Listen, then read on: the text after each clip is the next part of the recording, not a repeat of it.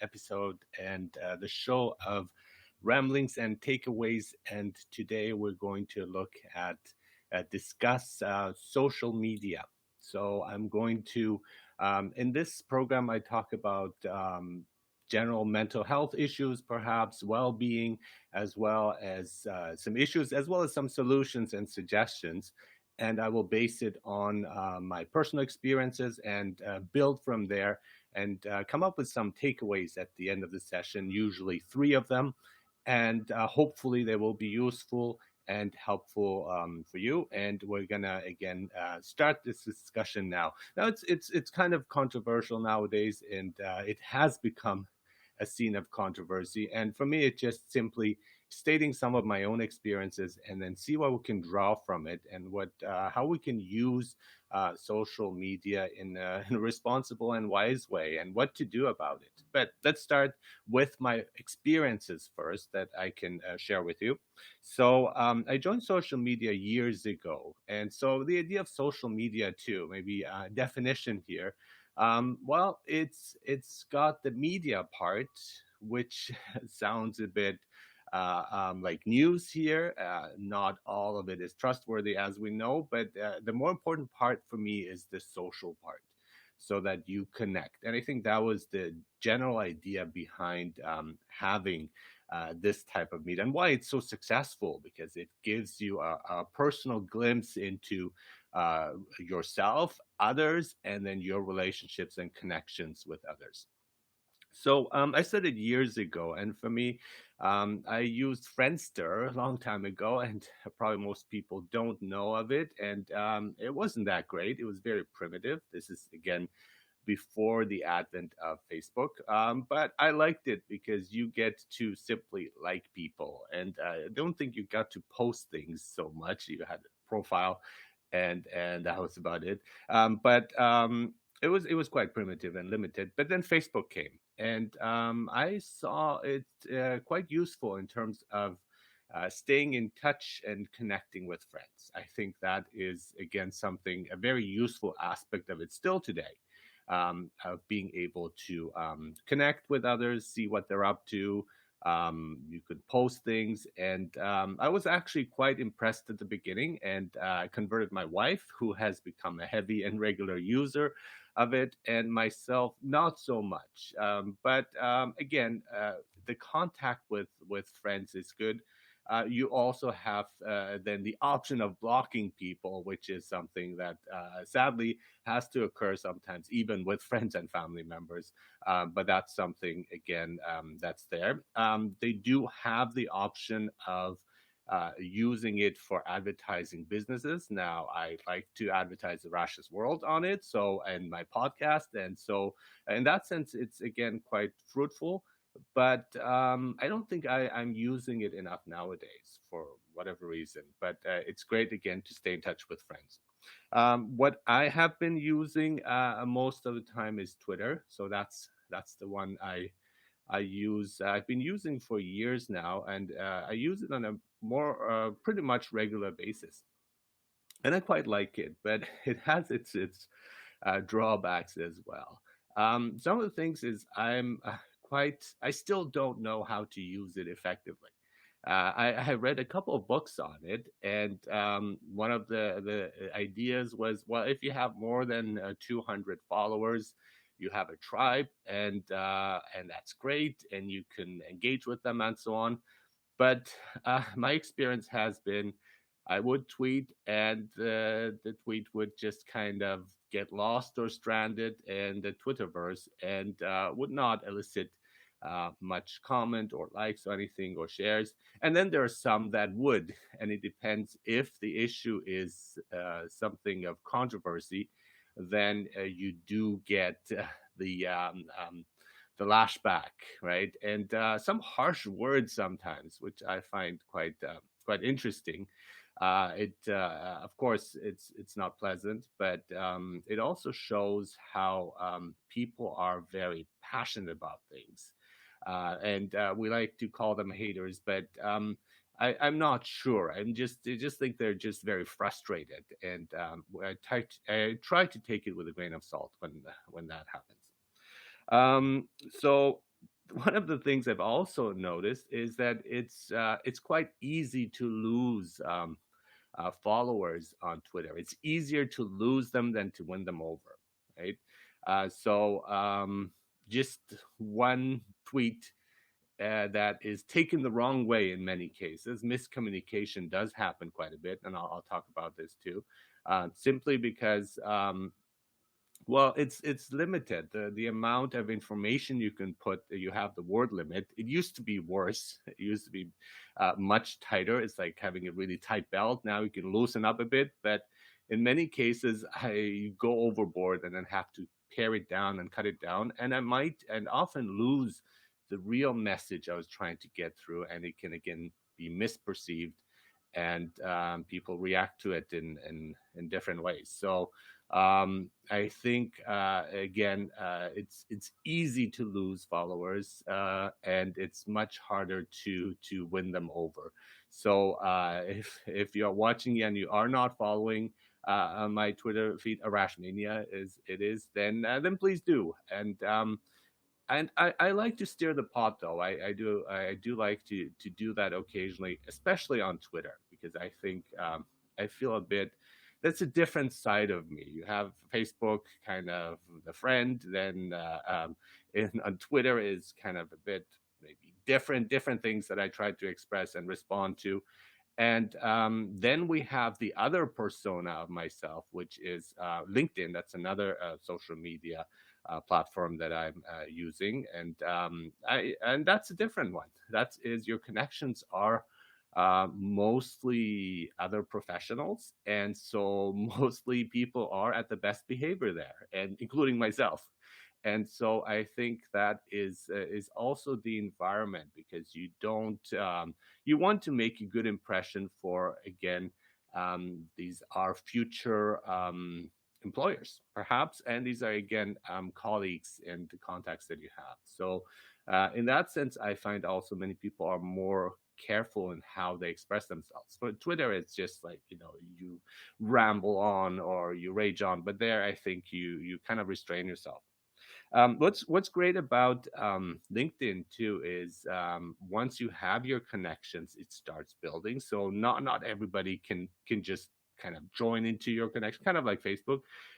But it also, you can also see the connections you have with others. So that's one thing that you can try as an experiment if you do have LinkedIn. And I found it quite fascinating and spent a bit of time, but it's quite a lot of fun to kind of check what is my connection with famous people. And then sometimes there is a third connection. So you say, oh, that's great. We're somehow connected. The six degrees of separation that exists on LinkedIn. So that's quite a lot of fun, and just to try out. What's also good is and interesting is you see when others view your profile, unless again they're anonymous, they don't want you to know. But usually you get again a sense of who went on it, and which is quite comforting in many cases, because oh great, there are checking me out, right? For better or for worse, but you are told, you're given that information. And people search for you and it shows up. And there are certain organizations where you will kind of wonder why. Are they searching me, or why do they go on this post? And including sometimes really odd information. The premier in Australia, who I want to say hi to if this person is watching, somebody from the office at least, and so it tells you that. So I was wondering what the connection there is, but again, they might just be interested in the topic and in the podcast and so on. So that part is again I quite like. Sometimes big companies go on it, and I had CNN come once. So again, welcome to drop by anytime. So that's about it pretty much for my experiences. So this is the rambling part, and I want to look at some of the issues and problems with it. But before I do, I would like to display here for anyone who wants to vote the here a quick poll, right? That if again people want to vote on which is the social media platform you like best.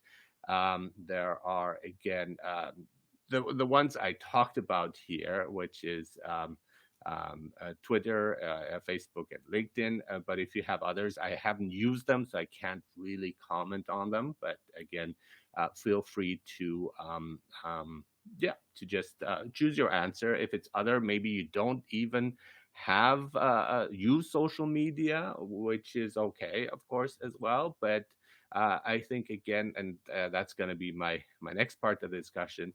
I think that it has its benefits, it has its usefulness, and so we're going to get to that too. So if you can, that would be just interesting information to get to know. Let's now continue with some of the problems here with social media, and that is something again quite important nowadays. One of the main issues, I think, is with algorithms, right? So we do have algorithms that automatically push, especially if you look at the most popular ones. So again, Twitter and Facebook, that push extreme content, right, to the forefront. And that is done again to increase engagement, which can lead to profit and more people joining and so on. But it has its downsides, right? Because we have to keep in mind that these tech businesses want to make profit. They're in it for yes, the good stuff, but they also want to make money off of it. So that is again something we have to consider and keep in consideration. So this then galvanizes in many ways mis as well as disinformation. And so this is what we're seeing nowadays. We're seeing it more. This has always existed, but we're seeing it more because we are currently in an age of uncertainty. So there is a lot of anxiety, a lot of uncertainty, a lot of things are happening, which is very, very frustrating in many ways. And again, it increases fear. So when we have uncertainty and even experts do not know what to do, we look for certainty, and we need some sort of stability in a world that feels quite unstable and shaky, a shaky ground that we're on. So that often leads to misrepresentation and distortion of facts, right? And that can be done for different reasons, because maybe people, this is the true belief, or maybe they want to get popular, they want to go viral. And so it can be a vicious cycle there too that we have to take with a grain of salt, and we should be careful about. And this leads to the echo chambers that we have. So what that is basically your own view keeps repeated back to you, the echo. And what that does is, in terms of psychology, it kind of reinforces it. Now, it could be that your opinion is good, is correct, is scientific, and so on, and then okay, that's not a bad thing. But even so, I think diversity is important to understand the other point of view. What do others say? And so I think we do need a bit of a balance, not just always preaching to the choir, but also listen to others in terms of understanding them, and also having empathy for their point of view. But we get entrenched, and that's why we're so polarized. We get entrenched in one side of things and don't let others enter that chamber. And so we have our own rooms where we look for like-minded people. And I think we need to open up a bit more in that sense. But again, always trying to be as civil as possible. So one of the other things is, so that leads to what we call confirmation bias, right? So we tend to look for things that reinforce our views that we have, and that happens to anyone, right? That happens to scientists, that happens to the medical profession, that happens to journalists as well. So the view that is closest to ours, that's the one we focus on more, and part of it consciously, but part of it also subconsciously.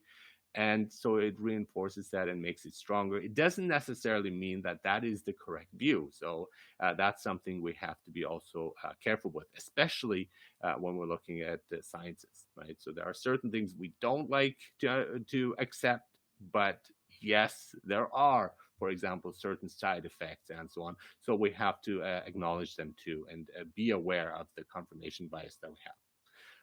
What is an unscientific view is what we call here the friend of a friend narrative, or I know a person who, and because this is such a personal experience, that those experiences tend to go viral, and they're not necessarily true, and in many cases they aren't. So what happened to a friend of a friend does not necessarily mean that it is the norm, right? So that's when we should be a bit more critical and look at the whole information and analyze it, and again, process it, think about it, instead of jumping to conclusions. So that could be, for example, this person drank coffee and got very sick and lost consciousness, for example. So that does not mean that this is the case for everyone. But the problem with that is because it goes viral, because it's someone that is relatively close to us, or again, friend of a friend, or we know a person that this happened to, it gets blown out of proportion. So we do have to have a more critical mind and look at the information and data and then decide. It doesn't mean that it doesn't happen or didn't happen, but it means that it can get blown out of focus. And so we have to really make sure that the data is, again, really representative before we are swayed in one way or another, in one direction or another, especially, again, talking about this time of anxiety where there is not enough certainty for us. So that's the personal story is always more engaging. So that's why we connect with it more through social media. I mean, there's the good side, of course, where people share their own feelings of suffering, of anxiety, of stress, and so on. And that's coming out. And that is great because in that sense, we see that it is quite normal to feel like that. That is quite common. And we connect with others in that sense. So that is, again, it can be used for good or bad. Again, we have to be careful with that. But it does have that emotional appeal to us, again, for better or for worse.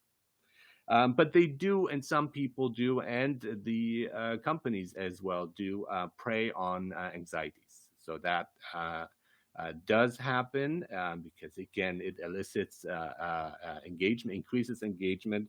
So we have to be careful because mostly the negative stories will be the one that go viral. And that's not just the algorithm itself, that's also us, because we're drawn towards negative stories more than positive stories. And that is, again, perfectly human. What that could create, though, it could create a community, but a more, a kind of dangerous community, if you like, more like cult-like community, if, again, it goes to too much extremes. And so you want to be careful of that, of not isolating yourself from others. And that goes back to the echo chambers that I was mentioning. But that sense of belonging, again, could be quite good if the cause is, again, something that's worthwhile pursuing. And we have to be careful because not everyone is who they claim to be, also, especially on social media. It's a bit easier on specifically Twitter, I would say. It's a bit easier on when you go on LinkedIn and you know the person is the person who they say they are, right? So that takes away some of that uncertainty out of the equation. And then you get things like conspiracy theories and not trusting experts and leaders and so on. And we do have to be careful with that kind of information. And again, don't have to shun it, but think about it as well. And don't just jump to conclusions. I think that's important. The positive side of that is whistleblowing, where people do share things that maybe people don't want you to know. And that is, again, but we do have to be careful with all that type of information. The good purposes, again, so it's a powerful tool also of awareness, as I was mentioning, of engagement, of creating that sense of belonging. So if you are, for example, suffering from a certain disease or a certain condition, you can join others, you can find others, like-minded people. And in that sense, I think that is quite good because you get comfort and support from others via social media. And there are many friends that you will gain in that process. And that is, again, worthwhile pursuing. And there are actually your criticism and grievances. It is quite powerful too because it does make an impact. So I had one, and I believe it made an impact when I was sick, and I did have the latest Omicron variant at the beginning of the year, and so I had a fine from my library, and it was disproportionate. Usually, I do not owe $10, but it's because for the safety of myself as well as others, I decided not to return the items, and I posted that, and I felt a bit. I felt it was a bit unfair, but I accepted it, right? And it was basically a few weeks after that when the fine was lifted. So I'm not sure if that was it was because of the tweet or it was just a general policy that they had, but it made me feel that yes, they are powerful and you can lead towards getting people's attention and change. If again, in this case, I thought that it was not fair, and I believe they saw it, whether through my tweet or other things that led to that decision. So it does have power, and we should not ignore that power that have for good, for positive changes. But that's the thing. Mostly, there is too much focus on the negative. We talk about it's in the news, and we should not let that overshadow the good things that social media brings as well. Right. So again, some of the things that I mentioned in terms of your community, connecting with others, and so on, inspiring others, motivating others. Right. So there is so much potential there, and so much good that can come out of that. And especially nowadays, where we did have a long phase, and still do to a certain extent, of distancing ourselves, but it's kind of leading us to engage socially again through these means of social media. Those connections, inspiring others, and it's also a form of relaxation and entertainment, right? So it's something that we do, and we switch from watching television to doing this and then interacting with others. So and that's good again if it is making you feel good as well, right? So I think that is important too. And so we don't want to fall also, we don't want to fall victim to it, right? So it's important to take things with a grain of salt, not to be driven by it, right? Not to be, again, using it as maybe a form of refuge or comparing yourself with others. And we always come up short in many ways. We want to also take responsibility for our actions, right? So if we like something or if you share something, then be aware that it is fomenting that. So, do you really agree with it, and so on? But we shouldn't also use it for a way of necessarily. Actually, we shouldn't use it all the time as a way of venting anger or frustration. Occasionally, that's fine, okay, but again, we do want to be careful with what we are projecting, and we should feel free. Also, it's not something that will stand in court to anything. It's just it's just our states, our moods. It changes, and we change, and so it's important to also take the things that we see there with a grain of salt again.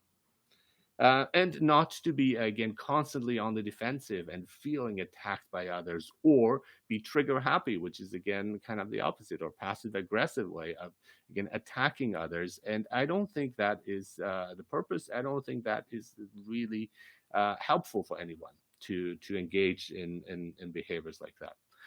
And so there are some people and experts who said, in terms of social media, it's better to delete it from your phone, because when you are angry at the moment, you have immediate access to it, and you will tweet something that you will regret later on. And I disagree with that. I mean, I think we should again use it wisely and maybe take a deep breath before we post something and think about what is it we're really saying, how will others feel about it if you're commenting on someone. But again, never engage into things like cyberbullying and so on.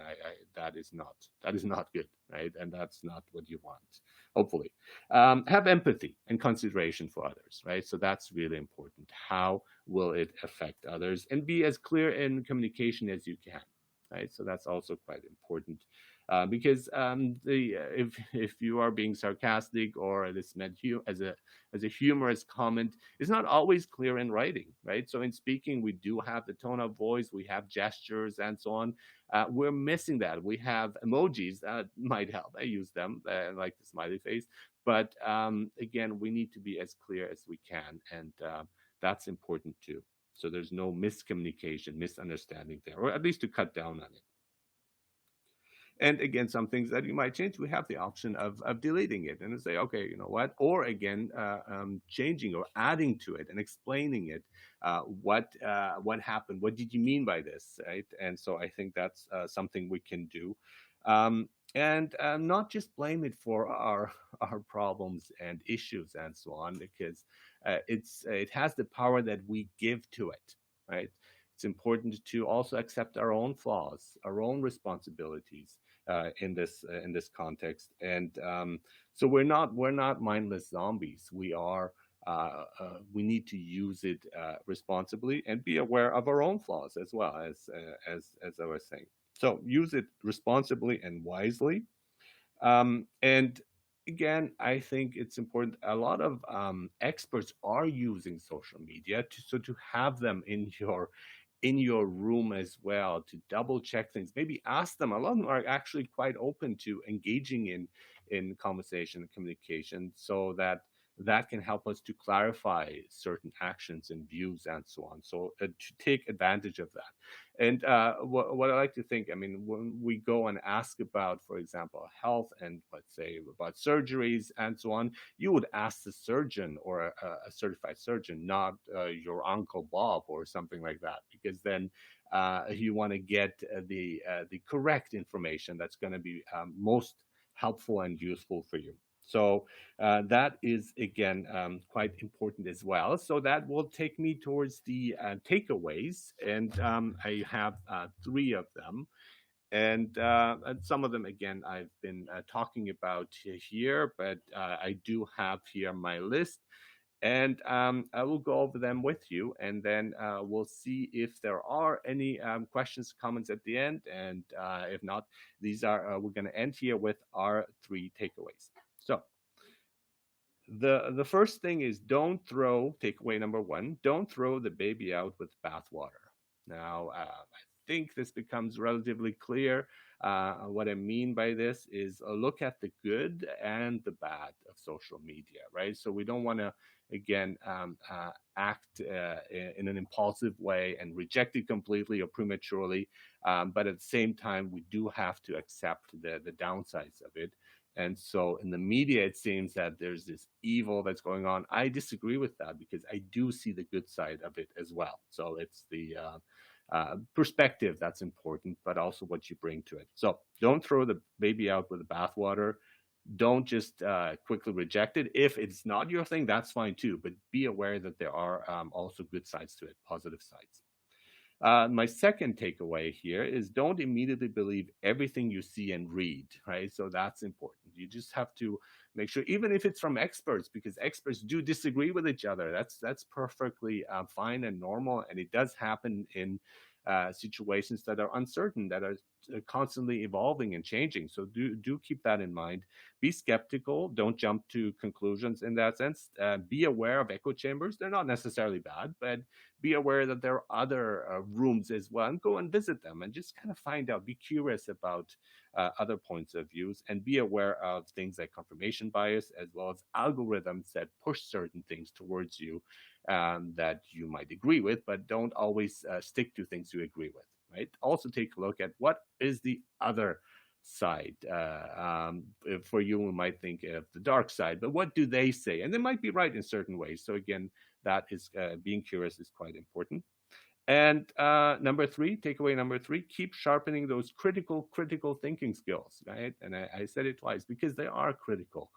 We do have to use reason and judgment and so on, a good judgment, common sense as well, to draw conclusions. So be aware of that. And you want to focus, if you are making certain decisions that will affect your lives and others and so on in different ways, you do want to make sure that they are credible sources, right? And as an educator, as an instructor, I always talk about that, right? When you are presenting your references, do make sure that there are people who know, right? And but you can gain knowledge in different ways. Some of it could be personal experience, and that is definitely important too, right? We don't want to undermine that, but again, that fluctuates, and we have to be aware and not fall into the friend of a friend narrative, or again, I know a person who, right? So we want to be careful with it. So do use it, do use it wisely, and basically also have fun with it. I think it should be something that you take pleasure in, and if you're not, then maybe change your attitude towards it, maybe change your platform, or again, anything that you see fit there. Okay, so thank you very much for listening. Thank you very much for dropping in here if you're in live, and for listening to this podcast. And I will come back again with another topic of ramblings and takeaways. Today was on social media. And I hope you follow me on social media and we can continue these discussions. Thank you very much and have a wonderful day.